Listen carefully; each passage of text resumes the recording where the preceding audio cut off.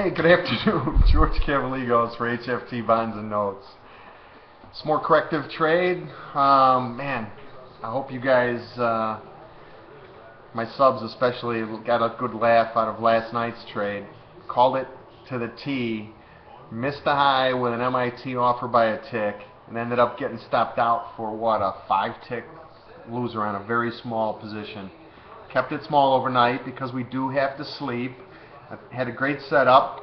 The market didn't, follow through quite enough.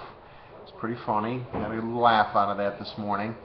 Came in this morning. We tried the long side again as the market bounced off of that pretty good support area down around 132.22 on the 10-year and around 146.23 in the bonds.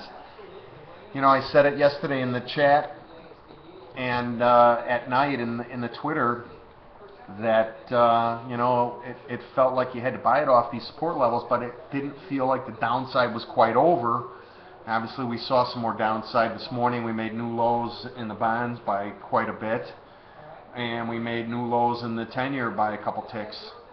And we tried to bounce, made a little bit of money on the rally on the way up, and that was it again. Could only pull the one trade out of my mind today. As the market rallied, I thought we were going to see, a full-blown C wave all the way back up to 133.03. It didn't follow through. We've got these auctions, and that's keeping a damper on enthusiasm to the upside here. Obviously, people understood that the demand was going to be somewhat muted. The 3-year auction looks like dealers took a larger than average percentage of the 3-year. They also tailed off. The demand wasn't tremendous there. And we ended up with doji closes. Dojis are indecisiveness. It can go either way. And it just means, you're not supposed to press. And we're not pressing. 10-year auction tomorrow, 30-year auction on Thursday. And that's the game plan. We'll job these ranges. Again, the market's come off a little bit here. We're sort of holding the post-auction lows and trying to bounce again right now. Equities have made new highs by a little bit and are coming off again now. They're still positive on the day. I think, we've got, another 10 minutes until equities close. They're not going to be able to post a reversal day that would signify today's highs as an irregular B wave. So it's something else in the equity world here. I'm not sure what it is.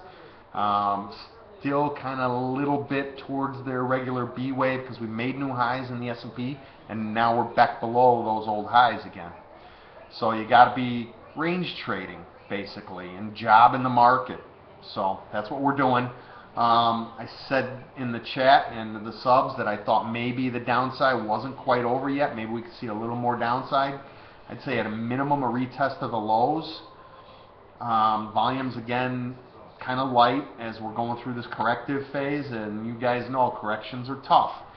11 common recognized Elliott wave corrective patterns and multiple permutations of those 11. So buy them when they look bad and sell them when they look good, and you should do okay with tight stops and smallish positions. Bottom line, I highlighted a couple more support areas down below the market here. If we decide we're going to take out today's lows, we're kind of holding above there. We actually have what looks like a little double bottom against 24 plus in the 10-year. The bonds have actually made a slightly lower low versus the noon auction disappointment low, but now we're back above that low. So it's, chop. I still want to give the upside the benefit of the doubt, so I'm kind of leaning towards buying new lows. The 10-year below us here, I've got a couple big support areas at 132.18 plus. It's an old high. And in the bonds, 146.13 and 146.09.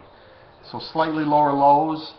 Try to buy them, or do the Wyckoff trade where you see a new low and then the market jumps back into the previous range.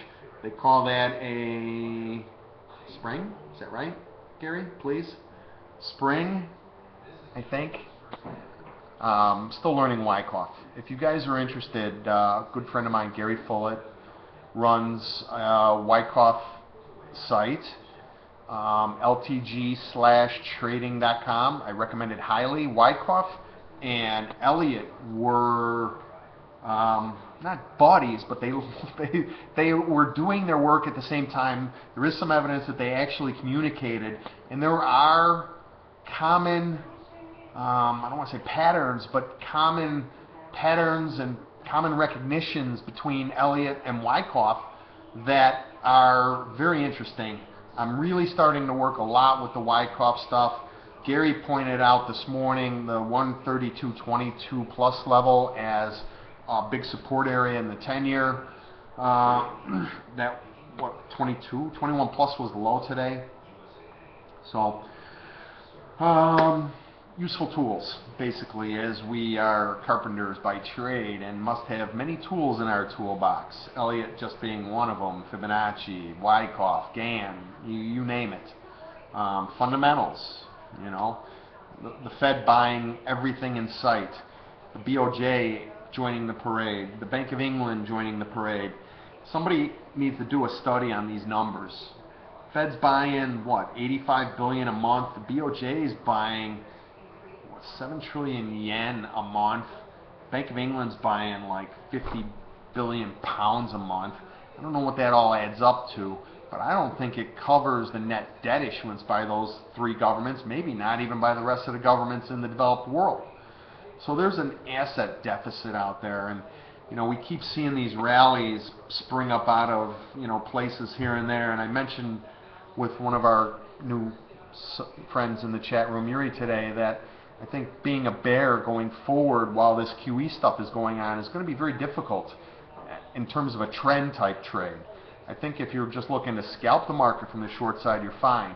But with all this liquidity sloshing around from one sector to another sector and back and forth, things aren't going to go into bear trends. And I'm kind of surprised that gold and silver are still not catching. They've caught it quite a bit, and actually we were just talking about it here in the trading room. You know, we've had a hellacious rally in gold and silver, and no one's even talking about it. You know me. I'm a long-term kind of bull in gold and silver. And whatever asset you can buy and stock up on, you know, for the bad times that we all know will be down the road at some point. There always are, you know. So have a great night. Be prepared. You know, I'm an old Boy Scout, right? Very meaningful phase of my life. And one of the motto of the Boy Scouts is be prepared for whatever. You know, some people call it hope for the best, prepare for the worst, whatever you want to call it. Be prepared. Thanks, guys. Have a great night.